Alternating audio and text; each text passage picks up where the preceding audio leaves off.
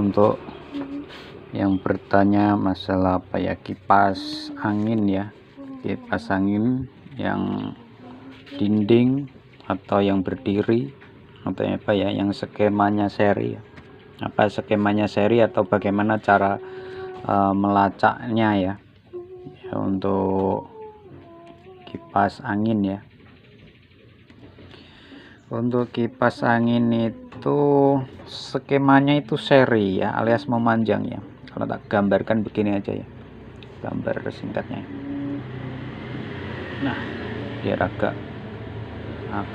kelihatan ya, gimana ya. Nah, cara mudahnya gambar seperti inilah.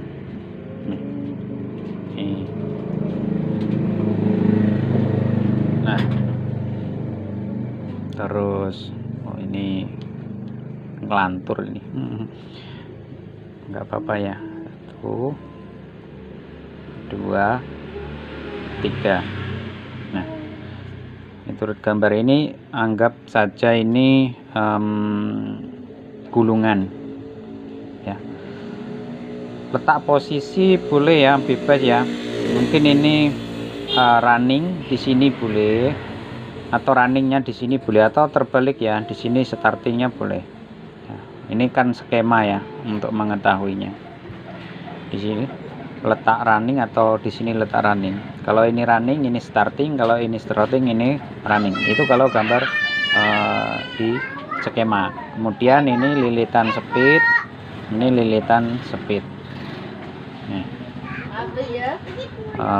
Terus kenapa anak garis bawah ini kapasitor ya.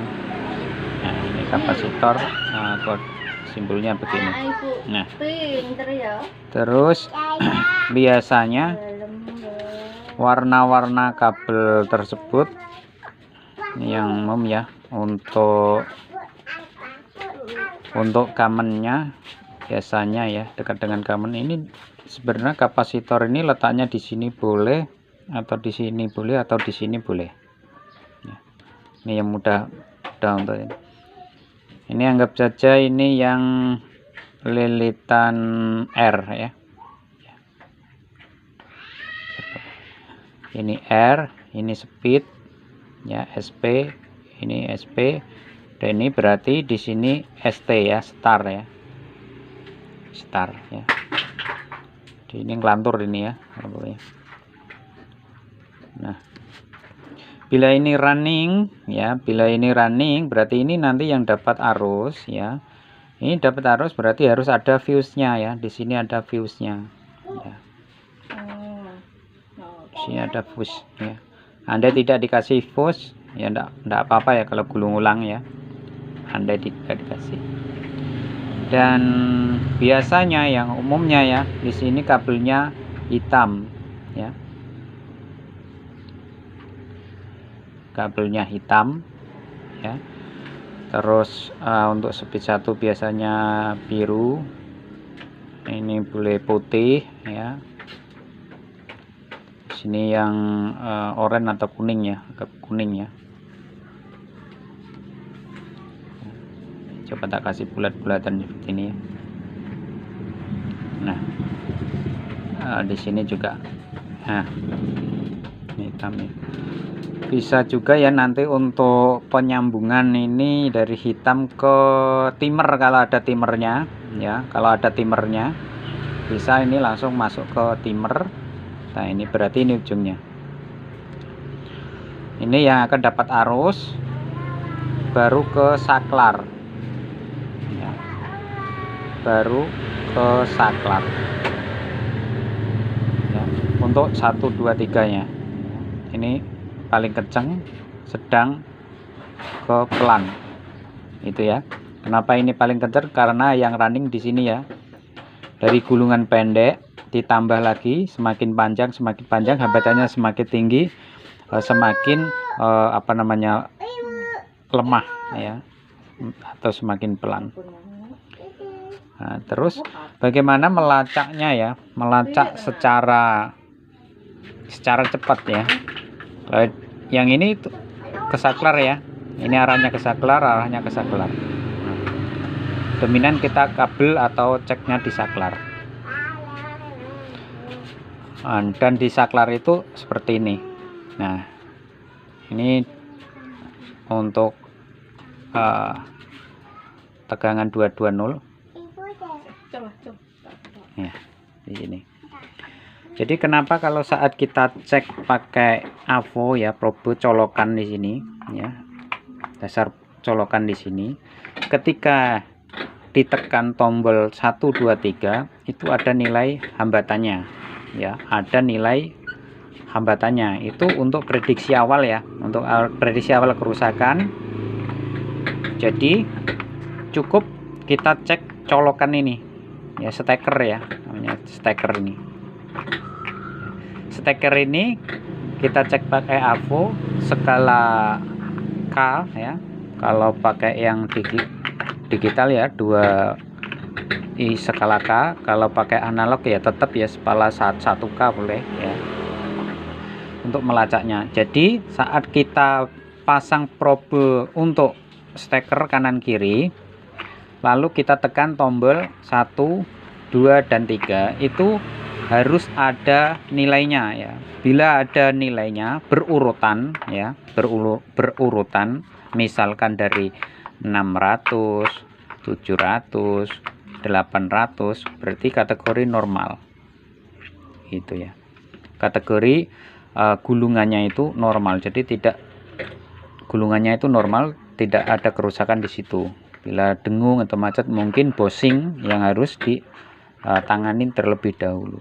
Tetapi bila mana ini ya, steker ini dicek kok tidak ada hambatannya ya, dari tombol 1 2 dan 3 ditekan kok tidak ada ya, berarti langkah yang harus ditempuh ya, pertama cek timer,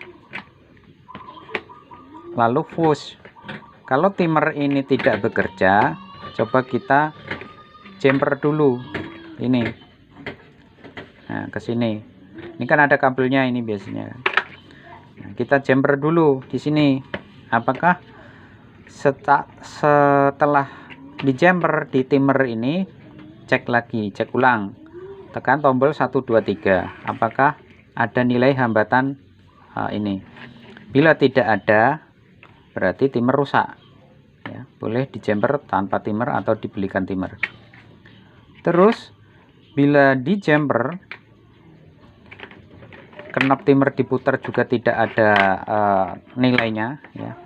Bisa juga ya kalau untuk cek timer itu dari pangkal sini ke ini ya, pakai AVO diputar, itu nyambung atau tidak boleh sebelum di jumper ya, boleh.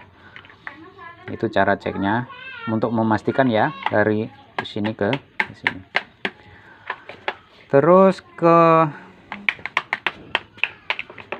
bila tidak ada ya, dari timer di jumper tidak ada, berarti fuse, ada fuse putus ya, ada fuse putus ya. Fuse putus ini bisa disambung langsung boleh ya, atau diganti bila fuse-nya letaknya di sini. Ada kalanya fuse itu terletak bukan di sini, ada kalanya di sini ya, bebas ya masang fuse-nya ya. Nah, terus yang umum ya, yang umum untuk melacak kerusakan ini ya, apakah gulungannya itu masih nyambung atau tidak, sebelum dibongkar sampai ke dalam, maka lepaslah ini, lepaslah kapasitor ya, lepaslah kapasitor. Jadi saat kapasitor ini dilepas ya, coba kasih bulatannya, kabel kapasitor ini dilepas, ini dicek pakai AVO, harusnya ada nilai hambatannya. Karena apa? Sistemnya itu seri ya. Jadi kalau dicek pakai AVO skala ohm ya, skala ribuan ya, 1K, karena ini gulungannya ini deretannya itu menyambung ke sini deh, diukur harus nyambung.